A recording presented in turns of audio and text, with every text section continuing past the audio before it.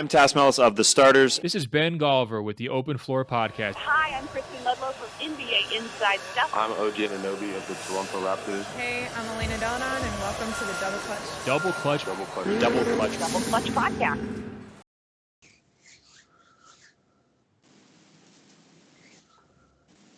Hello and welcome to the Double Clutch Podcast. I'm Mike Miller. Once again tonight I'm joined by a man whose bed-making fame has led to him inking a new deal to host an online series called Sheet the Bed. It's Tom Hall of Fame. How you doing, buddy? These get better every week. I'm good, Mike. How are you? I'm scratching the bottom of the barrel trying to find something mildly amusing. I'm very well, thank you. And as you can see, a special guest joining us today, your friend and ours, Mr. Elliot Wade of Hoopin N Lootin. Welcome to the show. How you doing, fella? Really good. Pleasure to be here. Thank you for having me. Pleasure's ours.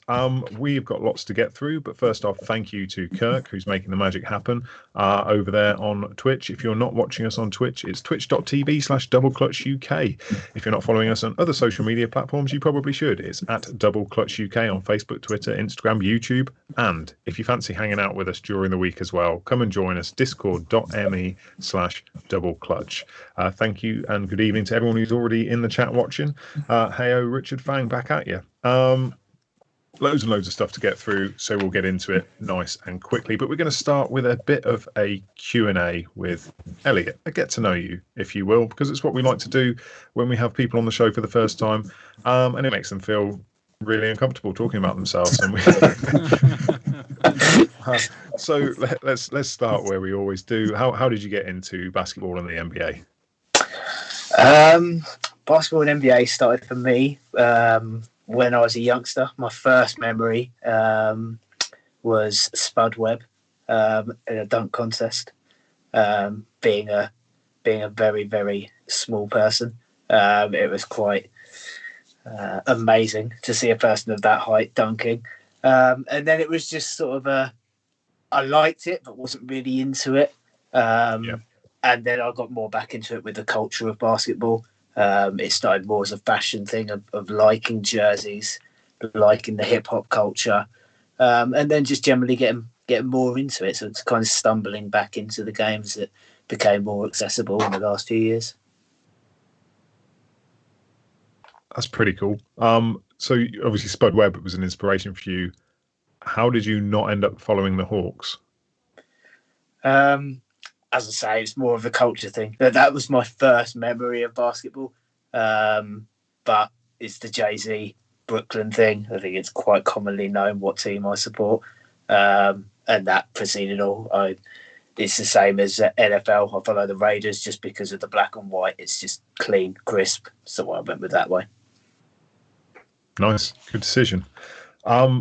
So obviously Hoopin N Lootin has been going for a couple of years now? Was it the first anniversary or the second anniversary the other month? It was the first anniversary. For 1 year. Middle of last month, yeah. So what inspired you to start selling jerseys then? I've kind of been into buying and selling since I was very young. When I was 15, I was one of the major sellers of Corinthian football figures, even having my own stands at Villa Park at the conventions. Even though you had to be 18 to sell them. As a 15-year-old, that was quite fun being there. And it just proceeded from there. I liked the jerseys. I started collecting a few more of them and then thought, well, hang on. There's a little opportunity here. So my life kind of went full circle, messed around for about 12 years trying to be an adult in between, and then thought, no, you can probably make it being a kid again.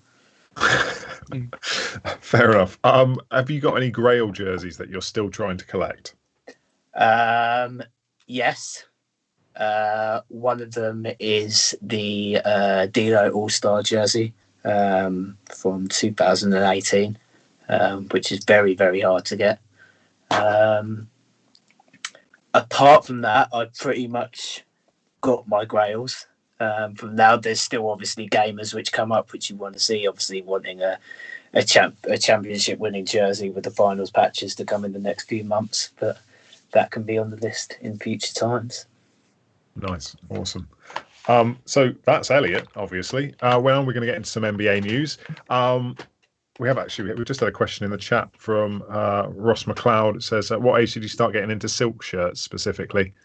It's obviously a pun, or sorry, a riff towards your Shirts and Giggles show and your That's not Dapper something appearance. It's not something you get into. It's something you're born with.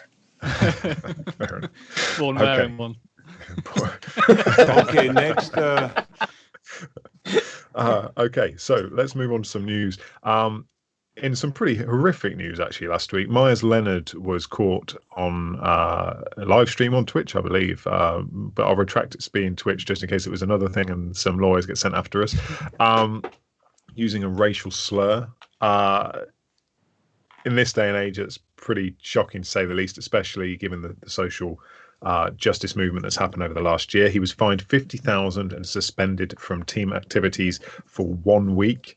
He was also he's been made to enroll in some kind of a cultural diversity program with the league.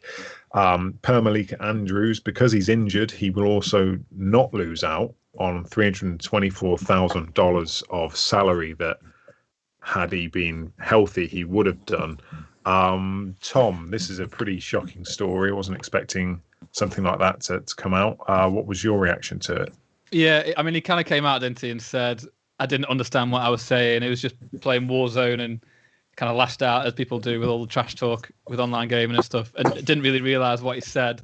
But then, I think rightly so, people have called him out since and said, that doesn't make it any better. If anything, it kind of shows your ignorance towards the whole subject, and it's a learning curve. And I think for a lot of people that it's kind of looking at the way that you're acting and the way that you're speaking and kind of looking deeper behind the words that you're using. And so it's good that the league's made an example of him. Hopefully it'll make a lot of people think about the language they're using, whether it's anti-Semitic or just racist or against any inequality. Hopefully it'll flag it up for more people to take notice of. Yeah. Elliot, are you surprised that a current NBA player would say anything of this sort? I think it's my issue was the apology, and I didn't know what it meant. Not since watching Only Fools and Horses and Del Boy have I seen people use words without knowing what they mean. This is a grown man. So for me, it's a pathetic excuse to say, I didn't know what the word meant. Why are you even using it in your vocabulary then if you don't know what the word means? He clearly did. He used it as an insult. He knew what he was doing. I think it's quite a pathetic fine, to be honest. 50,000 and a week off. It's not going to stop someone doing it again. It's not going to stop him doing it in private. Especially as the NBA is a leader in terms of Black Lives Matter and movements, I think it's a weak stance to take, and it's quite disappointing, to be honest. Yeah, I'm surprised that they didn't go higher than 50k, but 50k is the max amount they can apply under the CBA and it not be appealed. And I guess they're trying to sweep it under the rug as quickly as possible, which isn't the right thing to go, right way to go about it. I'm sure if it had been more than 50k, the likelihood of him wanting to appeal it and drag it all out would have been low. You're right though about, if you don't know the word, why is it in your vocabulary? I had to go and read about the etymology of it all just to try and understand, because it wasn't a word I was familiar with. Needless to say, haven't used it, won't use it. It was just weird, but it got me looking at the etymology of a bunch of different words, which is a whole different conversation that we're not going to have here. Let's move on to some on-court action. Joel Embiid has injured his knee, hyperextended his left knee. It's just a bone bruise apparently, but that was versus the Wizards on Friday, his first game back following COVID protocols. He will miss at least 2 weeks. They didn't seem to miss him in the first game they had against San Antonio, which was a massive blowout led by Ben Simmons. Elliot, what do you think this sort of does for his MVP case? I think if it's a couple of weeks, I think in this season that we've got, it shouldn't really make that much of a difference. It's kind of the same as someone being out because of COVID protocols for a week or so. So if it is only a couple of weeks, I don't think it will impact him. How he comes back from that, I think, is more of the question. But missing 2 weeks of the season, I don't really see in it being a big impact considering how much people are behind him. I think there's kind of a push for Embiid to win it anyway, so this won't stop it. Do you agree, Tom? I'm coming in on the other side, I think, partially because of my MVP piece that I wrote last week, where I think people are sleeping on Jokic, and I think his stats are saying that he's the clear MVP, and he's not really getting the credit from the rest of the media that he should do. And I think, especially in a condensed season when there's going to be more games packed in, that means that it's going to be the 2 weeks off now would be a high percentage of games missed than it would be in a previous season. So I think, whilst I don't think Philly will particularly struggle, because if anything, they've looked amazing, like blowing out the Wizards in the rest of that game in San Antonio last night. But I do think that when it comes down to it, and in what is quite a close MVP race so far, missing 5 or 10 games could be quite crucial for Embiid when it comes down to it. Yeah, because what's that? That's close to 15% of the season, in theory. And I think as well, if they are flying in his absence, then that kind of undermines his value as a whole. I'm not saying he isn't valuable. He's quite clearly been an MVP candidate so far this season. But it just, I worry that this could be it slipping the same way that with AD out, and although that's going to be for longer, LeBron's chance to steal or sort of grab the narrative for MVP and run with it is in that gap. Here we see that gap being taken, that ability to do that being taken away from him. Elliot, is he your choice for MVP in the minute? No, shaking heads. He's not. You would think so, and I'm tempted to go there. However, not say Kyrie. No. I'm actually going to agree with Tom here. And although I said it won't affect Embiid's ability to win the MVP, I feel a bit for Jokic because I think he's been doing it for a longer period of time. I just think Embiid is the more fashionable choice, partly because of Philly over Denver. If you're going to say to me who's my Brooklyn candidate, it's James Harden, because I think what he's done is phenomenal. However, he's not going to win the MVP because of the way he went to Brooklyn Nets in the start of the season. It's weird that Tom and I agree on an MVP candidate. Well, I agree on anything, but we do agree on MVP. I've been saying Jokic for a while now. I said it on your show a couple of weeks back as well, Ellie, I think, didn't I? I can't remember. It was a while ago. Okay, let's move on. Next, we've got... let's do a quick recap of the standings. So at the top at the minute in the Eastern Conference, God, I'm falling over my words tonight. Clearly, I've had a long day. Philadelphia 76ers are 27-12, followed by the Brooklyn Nets, 1 game behind. The Milwaukee Bucks are surging. They're 2.5 games behind.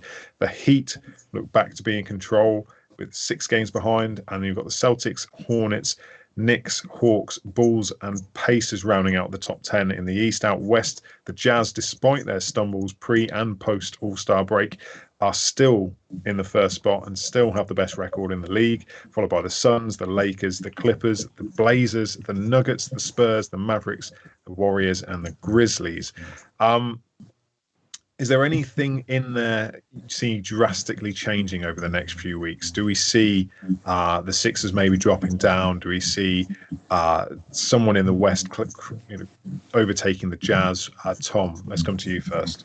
Yeah, as much as it pains me to say it, I think the Nets are pretty locked on for the top seed in the East.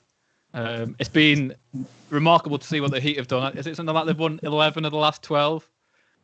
Just after a really poor start, going on a complete surge.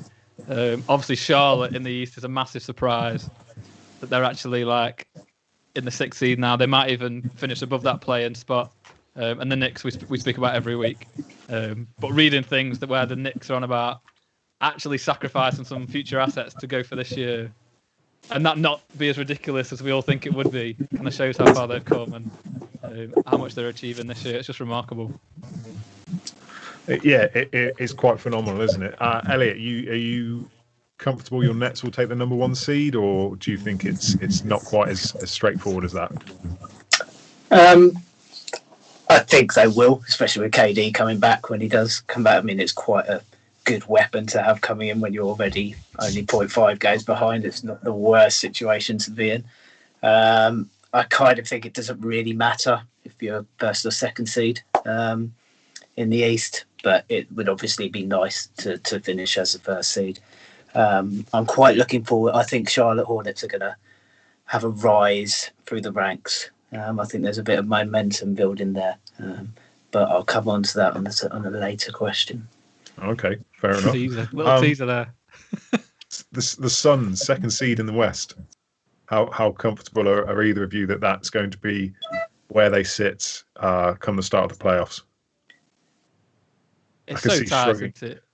Yeah, I mean, there's there's so. I think just looking at it now, 2, 3, 4 are all on the same win total. They've all got 25 wins. So there's hardly anything between them. I think there are trades to be made in the West, so that could be what defines who makes a late surge. And injuries and COVID, and we've seen what's happened with Embiid. There's still a lot. I think we want to kind of look at it now at the halfway point to say, yeah, this is set in stone. Whereas in reality, with there being a handful of games between top and 10th in most of the conferences, then there's still a lot that could change. Yeah, I think with the player factor of Los Angeles, their experience. So that's the Clippers and the Lakers, meaning as we get closer towards the playoffs, is you're going to see an increase in performance from them, just knowing how to win, how to approach a playoff series, that they'll get better progressively throughout the season. We'll see them rising at the top. Yeah, I mean, I'm intrigued to see what happens, because normally you would get that push for the playoffs. And I wouldn't, we are starting to see fans come back into the arenas now. So maybe we start to see teams think that home court advantage is going to be a factor again come playoff time. Because if the playoffs were happening today and there weren't many fans, I doubt anyone would really care as long as they were in the seedings, not whether they were a home court advantage. Speaking of things I'm not really caring about, I want to know, are triple doubles overrated? Because we've already had 78 this season per Land of Basketball. There was an NBA record 5 in one night on Saturday night. They seem to be getting easier and easier to get. So I sort of did my nerdy thing and dug into this a little bit. So last season there were 100 triple doubles, and just bear in mind that was a shortened season. The year before, 127. The year before, 108. The year before that, 117, which was Russ's MVP season. Then 75, 46, 46, 42, 18. So in the last 10 years, it's gone from 18 in a season to surplus of 100. So am I right? A triple double is getting boring now because too many people are getting them. Is this off the back of Draymond Green last night, who got a triple double with 11 points? No, it's not. It's not, because I don't have an issue with Draymond getting them. Just in general, I'm just seeing triple doubles every other day, and I think the magic of them. I think it's Westbrook who's killed it for me. That MVP season where we saw the videos of Steven Adams boxing out just so he could get a rebound. Elliot, you want to say something? So go jump. I do, yeah. As you mentioned, I will counter that with, are logo shots overrated? Not yet, not for me. Because I only think they're now being judged as overrated. No one ever said that before Westbrook averaged a triple-double as a season. People then strive to do that to achieve those triple-doubles. It's not the fact that they've become easy to do. It's the fact people have seen the accolades Westbrook got from achieving those triple-doubles. That was then set as a benchmark. And because people are now reaching that benchmark, they elevated that game, doesn't make the achievement overrated. So the same way as now, when no one would take a logo shot before, numerous players do it now. You see it every game. Doesn't make it any less of achievement. It just makes a skill set bigger. So why wasn't it something that was more of a sought after achievement after Oscar Robertson averaged it for a season originally back in the 50s? I didn't watch the basketball in the 50s, so I well, can't tell you that. But no one was critical. No one was saying triple doubles were boring before Russ Westbrook did it in 2017. Well, that's because that season it went from 75 in the year up to 117. Like if we go back to 13-14 when there were 46, do you want to guess who led the NBA in triple doubles? I'll give a clue for everyone watching by turning the other way and just going to Tom. Kendrick Nunn. No, when did Kendrick Nunn blow in your ear? It was Lance Stevenson with 5. Legend. See, I've got a few theories as to why. So teams are rebounding less as a whole. Offensive rebounds have proved to be less valuable. Analytics have showed that. Threes are going up, which means there are longer rebounds, meaning guards can get more. And I think rebounding as an individual stat has become devalued. So, for example, open question: who leads the league in total rebounds or rebounds per game this season? Can anyone name them? Gobert leads them in total rebounds. Anyone per game? Drummond? No. Clint Capella. Drummond was a good guess. Assists are easier to get the way that it's no longer an immediate shot. Like the FIBA rule, I went on the stats course a few years ago, and the FIBA rule had been changed to mirror the NBA rule. And there are things like if you pass the ball into the post, and I know that post play is diminishing. I'm just using this to make the point. Irrespective of how many dribbles are taken, if the entry pass is made into the post and the post player scores, it's an assist, which just seems ridiculous because you could literally back a guy down. It's just because you've got 3 seconds to do it. If you look at, there's just so many different things. Like offensive rebounds on average are going down, defensive rebounds are going up. I just think there are so many. The way the game is changing, it's making the ability to get a triple double easier.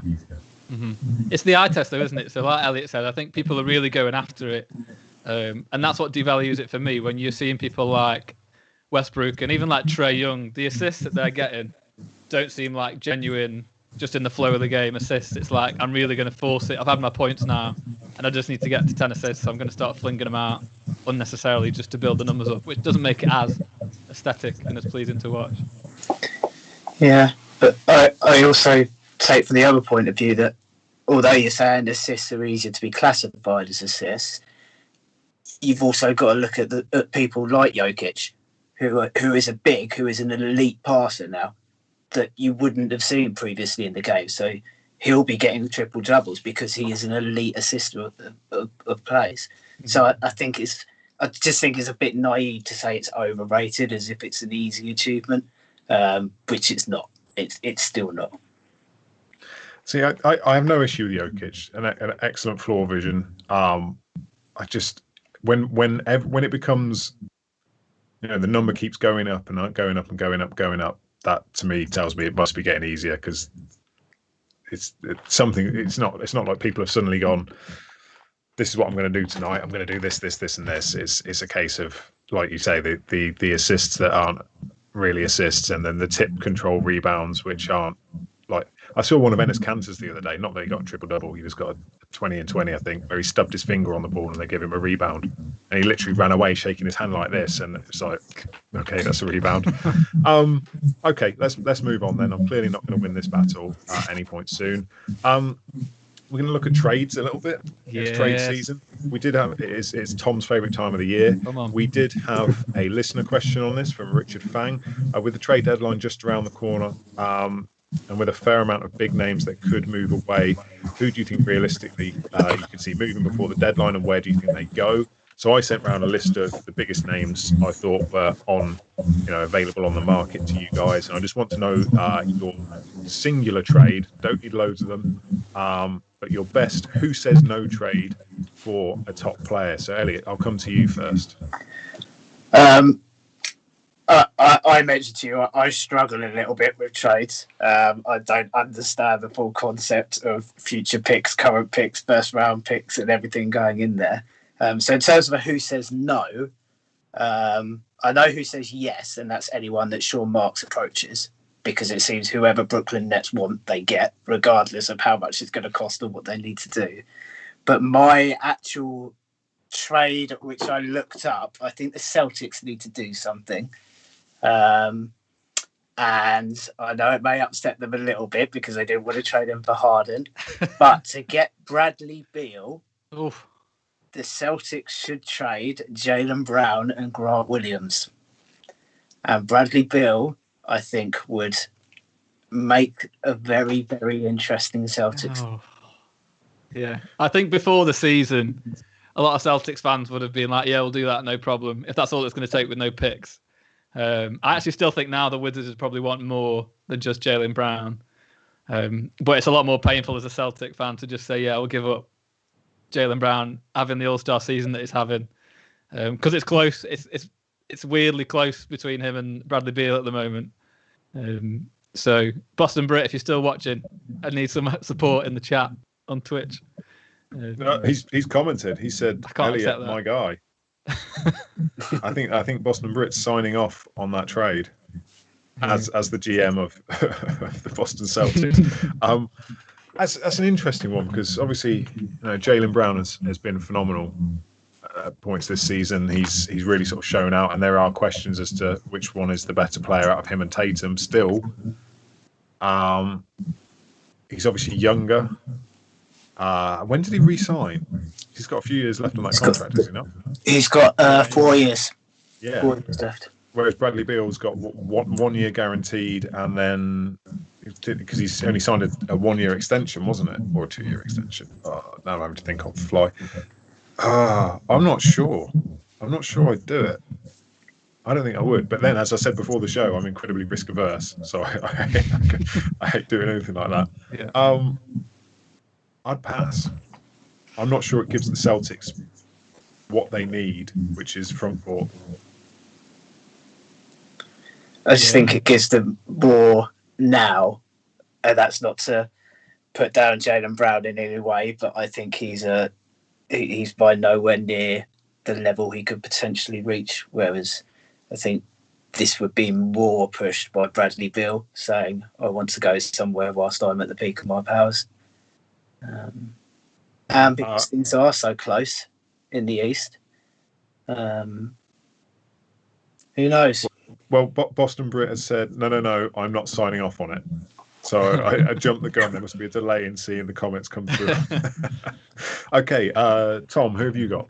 So mine is a bit more of a boring candidate, but I wanted to give you, rather than who would say yes or no, I've got 4 trades for the same player, because I know you said you can only do one player, so I thought I need to squeeze in as many trades as possible for one guy. So you've done the same as me, where you got carried away. So I've gone with Harrison Barnes, who is a name that has been hot in the media at the moment, just in terms of being linked with everyone. His salary's all right. It's decreasing over the next 2 years. He's only 28. Bill Simmons always says he's a guy that you think is 33, but it's actually only 28, which sums him up pretty well. So there's 4 teams that I think would benefit from him and be interested in trading. The first is the Denver Nuggets, who I think do need a bit of help. And so for Denver, Gary Harris and a 2021 first rounder. For the Celtics to get involved, Aaron Naismith and a 2021 first. For Dallas to get involved, James Johnson, Josh Green, and a 2022 first. Or for Portland, Rodney Hood, Derek Jones Jr., and 2 second rounders. What tickles your fancy? How many years has Harrison Barnes got left? I think 2 after this. I think 2 or 3, yeah. So which out of those 3 is your best? 4, sorry, is the one that you would present as the best trade for both teams? I think that the Denver one actually gets it done, because I think Gary Harris is someone who you can play now, but still got a little bit of upside, and their pick will be all right. And I think Harrison Barnes would fit really well on their roster, sliding pretty nicely. Do you think Gary Harris would be something that the Kings would want, though? I don't know. I mean, what do they want at the moment? They haven't really got a clear plan. I know they've got the 3 guards if they decide to keep Healed as well. So maybe it'd struggle to get in the rotation. Maybe they could flip him again. I don't know. That's what's holding me back from saying yes for that one. Because what did they get? A second round pick as well, and a first. What year was the first? What does it matter? Well, it can be any year. They've got a lot of their first. Okay. I'm going to say no. This is who says no, and the answer is me both times, which is excellent. And now I'm going to do exactly the same, because I think the player that everyone should be going after in this little build-up to the trade deadline is PJ Tucker, because he offers 2-way strength, he can spread the floor, and he can guard 4 of the positions. As long as he's not matched up against someone like Anthony Davis, he's fine. So I tried to work out where he could go. I looked at the Heat, because obviously they could do with something to replace the Jay Crowder they lost in the off-season last year. But it's difficult to make the salaries work. So I had a PJ Tucker with Ben McLemore, Kelly Olynyk, and 2 picks, a second round and a first round. Oh, that's a lot. Yeah, I know. That's what holds me back. And I know that the Heat were interested in Oladipo as well, so I tried a Tucker and Oladipo one, but the salaries are just huge that you need to throw together. Myers Leonard, who could just opt out of it because he's got bird rights. Maurice Harkless, Kelly Olynyk, and again a pick. I looked at the Lakers because they've shown interest in them, but again, you're trading at least 3 players to try and make those salaries match, because the Lakers roster is so top heavy. So that left me with 3 options. So do you want the Suns, the Nets, or the Bucks? I've heard rumours about the Nets anyway, and whenever I see rumours, it's happened. So I don't want to tempt fate, but There's a Ben Golliver thing where he said on the Open Floor podcast last week, and it was an annoyingly rational point where it's like, as a player like PJ Tucker or even LaMarcus Aldridge or anybody that is old and going to be a free agent or can pretty much might be a buyout, so can just choose where they go. Why would you not choose the Nets just for the rest of the season when you know you're going to be playing easy basketball with those guys facilitating for you, and you're going to be probably the favourite? It just makes sense considering you're going to be a free agent and you can choose where you want to go afterwards. Why not everybody just go and make like an all-star team down in Brooklyn? So with that in mind, the Nets trade would be PJ Tucker for Spencer Dinwiddie. Because Dinwiddie's obviously injured. He's going to be buried in the rotation anyway, going forwards. To make salaries match, Ben McLemore would have to come back. And it's not an extraordinary draft pick to have, but there is a round 2 second round draft pick thrown in as well. So that would be it. PJ Tucker, Ben McLemore, Spencer Dinwiddie, and a second round pick. That still seems a lot, even if it was just Dinwiddie. Because I think the rumours were they just wanted 2 second rounders. So if you chuck in Dinwiddie, and he's like, I think he's got more value than Tucker probably. But they want 2 second rounders. They can't trade a player for no salary coming back. No one's going to be able to do that. There needs to be a salary swap. We've got a nice exception he could slide into. Right, okay. So our Who Says No section has had everyone's trade. Everyone says no. Great. Brilliant. Okay. Let's do some Top Shot then. Yeah, let's jump into some Top Shot. Kirk, you want to flip the screens for this? And Tom, you want to present?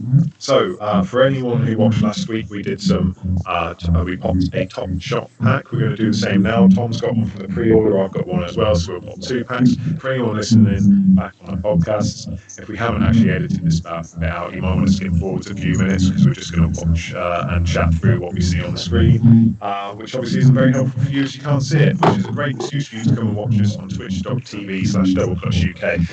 Tom, let's go over to... Well, actually, Elliot's involved in this as well, because he's having just said no to it about 8 million times to start with. He's actually in on it now. He's training, flipped a couple of cards, and he's in a good position. Yeah, I said no as my lack of understanding of it, and I still don't understand why these non-physical objects are going for hundreds of dollars, but I've made $190, so I'm all for it. I managed to get a pack going in first time, which you didn't like, which is quite upsetting for you. Wow. got all excited about the All-Star I was going to open, and now I've got Rudy Gobert. So, absolutely delighted with that, whilst G-Shat takes over 2 Brooklyn Nets players. But it just means I get to play with my friends, which is what I'm involved in. So now I've got $190 in the kitty to buy some more packs. Nice. Okay, Tom, you got 3 cards in this pack. Yeah. Anything in particular you're hoping for? Well, so the majority that have gone out are the 35,000 plus edition, so they're obviously a lot more common. They're quite cheap. So I would like some of the rookie ones that are in there, which are out of 4,000. So I think they've just released Peyton Pritchard, who would be the absolute dream to get as a Celtics fan. Forget LeBron, forget KD, forget all those guys. Peyton Pritchard's where it's at. He's the dream. Okay, I do it. It's been 2 days of waiting. I got the email that mine had come through, and then I just totally dismissed it and didn't think about it until about 10 minutes before this, and I was like, oh crap, I better check that it's actually there and I can open it. So how much did this pack cost? This is only $9 or $14. $9, I think. $9. Bargain. I'm doing it. Okay. Oh, it's teasing us. Yeah. Here we go. Okay. The 3 packs. I'm going to go left to right, I think. Okay. Start off here. We've got Common layup, brilliant. Orlando Magic, 48. Brilliant. Brilliant. What's the serial? 29,000. So, Wow. pound average that. You might get $6 Layup as for that. well. That's the most. Yeah. Wasn't excited. I could have got. Right, next one. Come on, something better than that. The Jazz, 23,000. Joe Ingles. Who got floored there? Someone on the Warriors, isn't it? Yeah. We got that's. He just broke his ankle. Is it? Maybe. Your moments have not been kind to people's balding patches so far. Right, come on, this is the one. Send all your good energy this way. Here you go. Cavalier. 14,000. Jarrett Allen. Oh, what a man. I should send it to you, Elliot. Well, Block not there bad block. on, Reggie Perry. Oh, so that was his revenge game. Yeah. Are you allowed to do swapsies in Top Shot? Well, Right, has ever been gifted that? Yeah, you All can right, gift it. I'll swap you Jalen Brown for Jarrett Allen. What? I mean, that's a great deal for me. Yeah, that's a good deal. I'll take that. Don't become a GM. I'm just playing with my mates. It's the same as the fantasy draft. I just want Brooklyn players. I'll take advantage of that, yeah. He's not a Brooklyn player. He's quite clean. Right. So I said after it's ex-Brooklyn. Oh, sorry. Right, yeah, if you unshare, I will share my screen then. That was a bad pack, not going to lie. Disappointment. At least you got to do it live.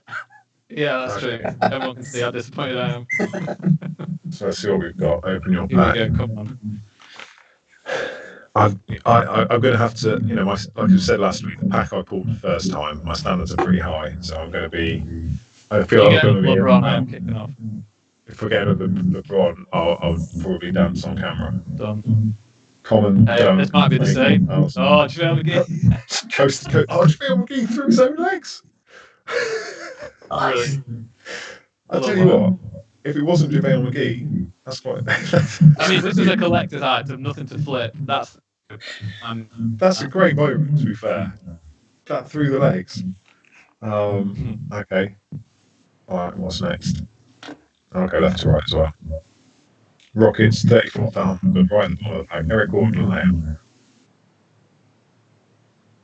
Oh, that's terrible. not gone well. We needed big last moment. Come on. Oh, that's terrific. Eric Gordon, way up. You couldn't even. There's only like 270 more mints after this one. It's right at it. Come on. Pelicans, Oh, 16. oh, I saw I think that's like a Pelicans. $5 pack in a minute. $5 moment.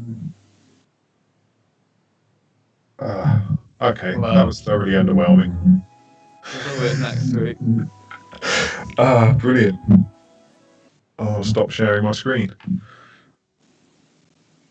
Well, that didn't quite go as I expected it to. But nevertheless, that's what you get for common packs, I guess. We'll have to keep. Oh man, because they need to drop some. I say they need to drop some more packs, but every time they do, the value goes down. Let's move on to nothing but Nick's silly nonsense. Nick's obviously not here today, but he's left us with a question. With March Madness taking over, silly nonsense. I forgot about that. March Madness taking over these coming weeks, I recently learned of college basketball players named Sincere Carey and Adonis Arms. These names are goated, which I've never heard goated used in that way before. If you had to create a name for an upcoming superstar player, what would it be and what team would they play for? Elliot, who have you got? Well, I wanted to do an honourable mention because my favourite name, which I've ever come across in an old job, was a person called Taco Monster, which just happens to be my favourite name, which I've ever heard and will always be my favourite name. Nice. So I got distracted by that, which meant I missed the second half of the question. But if I was to have a basketball name player, it would be after a former Channel 4 favourite, The Big Breakfast, which would be Zigzag Stepping. That's not bad, actually. No idea what team they'd play for. But as I say, I missed that because I was actually quite impressed with the name I'd come up with. So I just thought I'm not going to. Tom, who have you got? Yeah, my honourable mention goes to an auto-gen player that I drafted on 2K last week, who was called Dick Ryder. He was called what? Dick Ryder. Like, I've got to take that guy wherever he's predicted to go. Brilliant. Okay. Wow. My made-up names are Slam Duncan and Clutch McGee. I thought it sounds quite good. Clutch McGee. Next. I didn't realise we were doing honourable mentions, but I had one anyway. So that's just brilliant. There was a Thunder G League player once called Longa Longa, which just... Can you imagine if someone like Bol, I mean, to be fair to Longa, he was a 7-foot Sudanese guy. But someone like Can he team up with Dick Ryder? What a combo.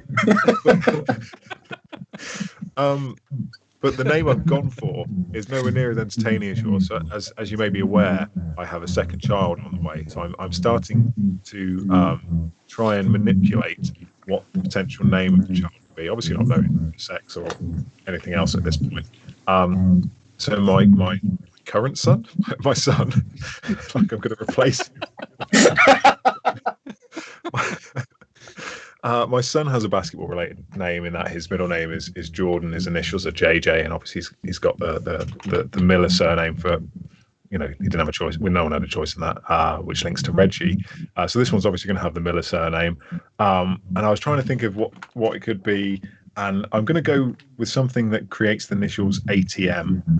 I don't even care what the names are, but I'm also going to. My other half doesn't listen to this podcast, so this is a safe space. But I'm going to start trying to steer the conversation into first names with A, middle names with T. But just for fun, I say fun. It's not fun at all. I put my granddad's name in, which is Alan. Alan, classic name. And then middle name. Weirdly, there's a family picture from this is such a crap story. Why am I telling this on the stream? But one of my ancestors had a name Thurgill, so I've gone with that. Alan Thurgill Miller, ATM, which is probably the whitest English name. You hear like the nickname ATM, and you think that's proper street, that is, and then Alan Thurgill turns up. Can only be one suggested, Alvin Theodore. Yeah, that could work.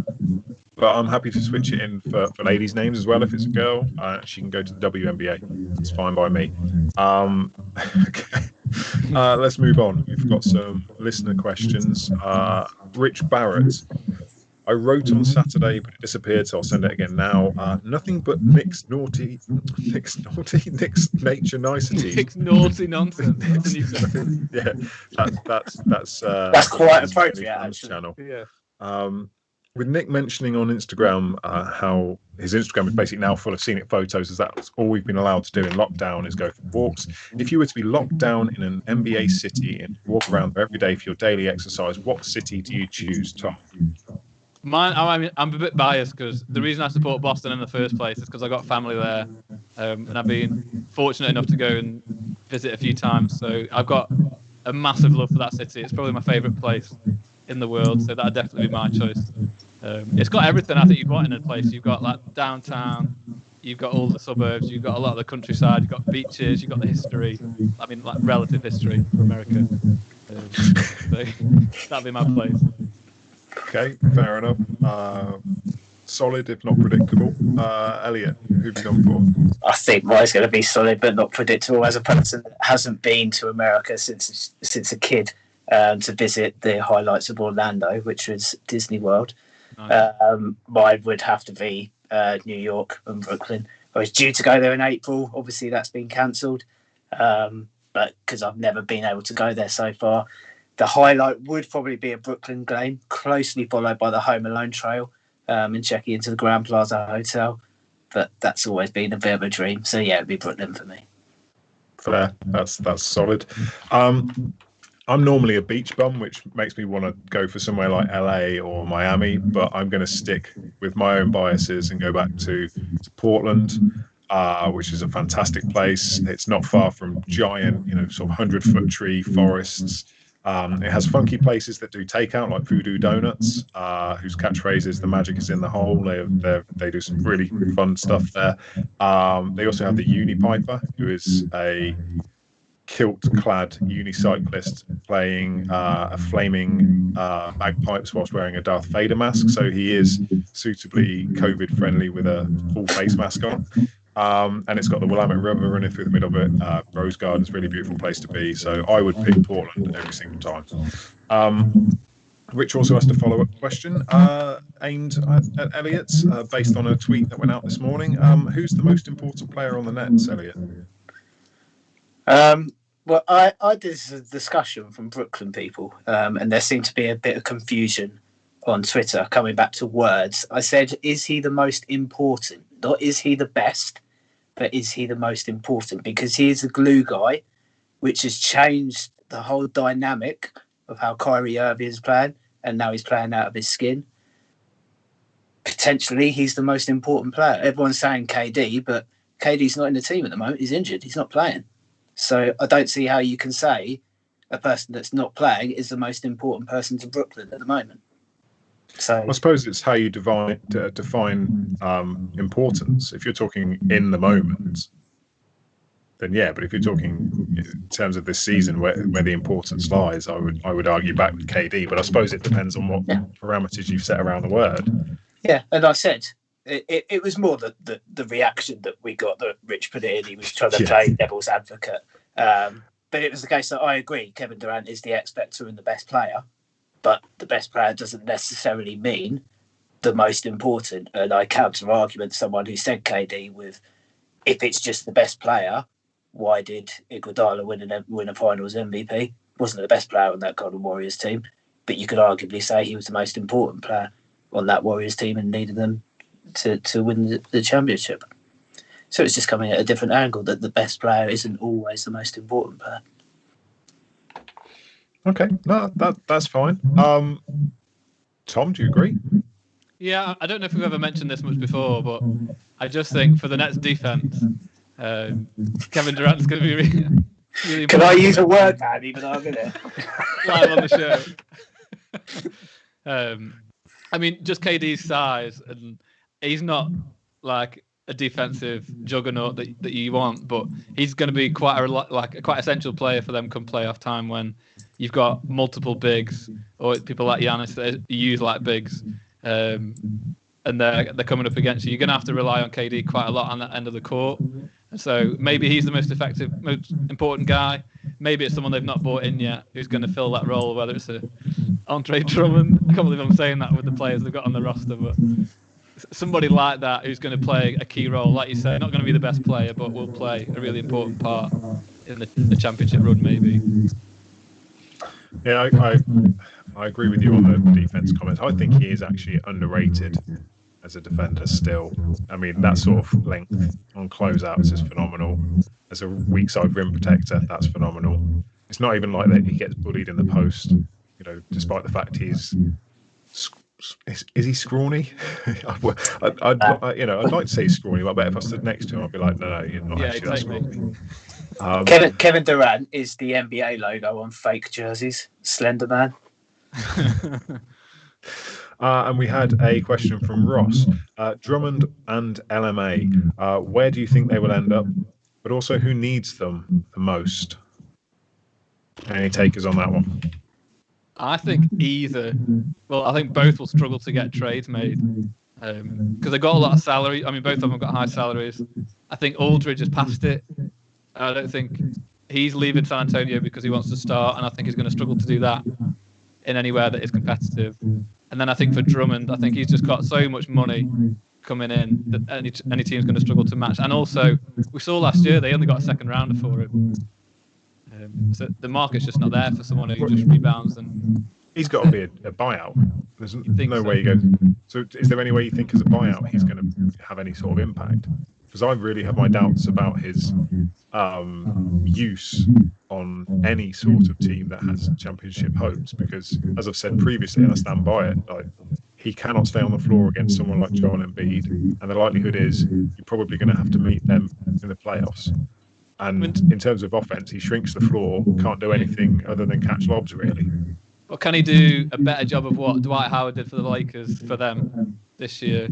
Because I think they're being fairly disappointed by Marc Gasol so far. So he could be a guy that just comes in and gives them some rim running. Doesn't have to do as much as he's done before.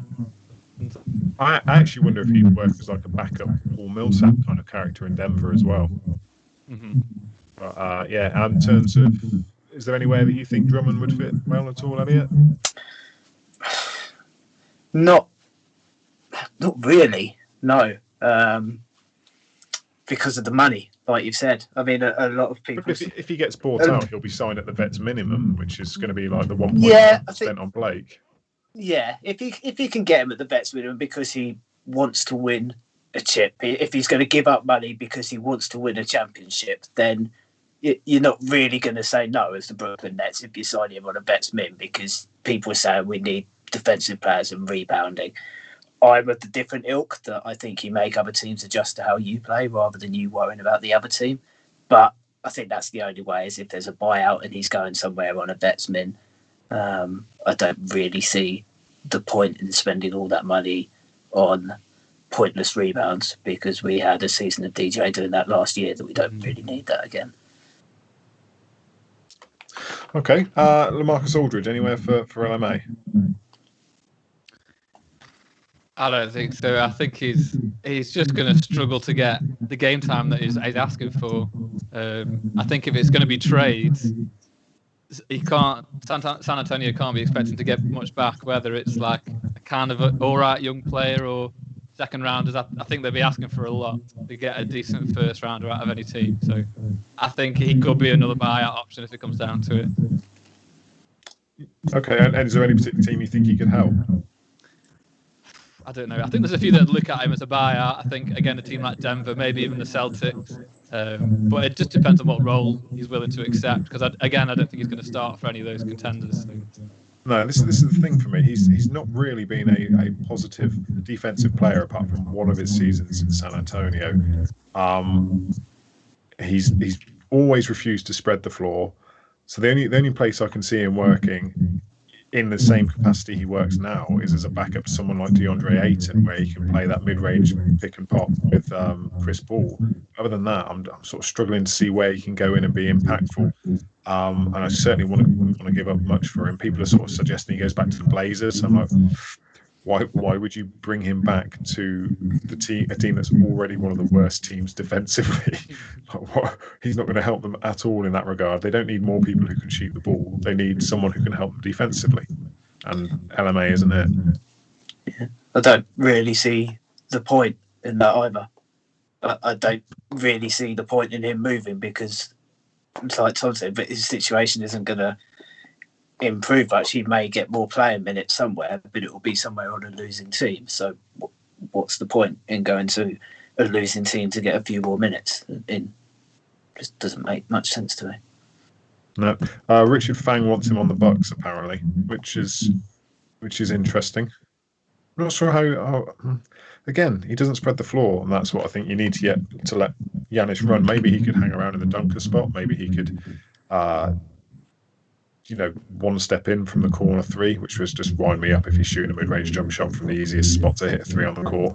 And he'd give him a bit of extra size, but again, I don't think he's great defensively. Maybe he could be covered in the defensive schemes the Bucks run. Let's move on to games of the week quickly, and then we'll wrap up. Elliot, who is your choice for game of the week? It's quite hard for me, obviously, not to say tonight with the Knicks versus the Nets. But from a basketball point of view, I think it'll be Wednesday. I think the Bucks and the 76ers will be an incredibly good game to watch. But obviously, I'm going to say it's tonight against the old enemy. The old enemy. Tom. Well, I was going to say Bucks at Philly as well on Thursday at 11 p.m. So I'll take whichever one Elliot isn't having. So you've got both back nice. I've gone with Dallas at Portland, 2 a.m. Friday night, 6 seed versus the 8 seed. I feel like I've mentioned Portland too many times tonight. Maybe that's homerism coming through, despite the fact I am ridiculously harsh on them as any team I tend to be fond on.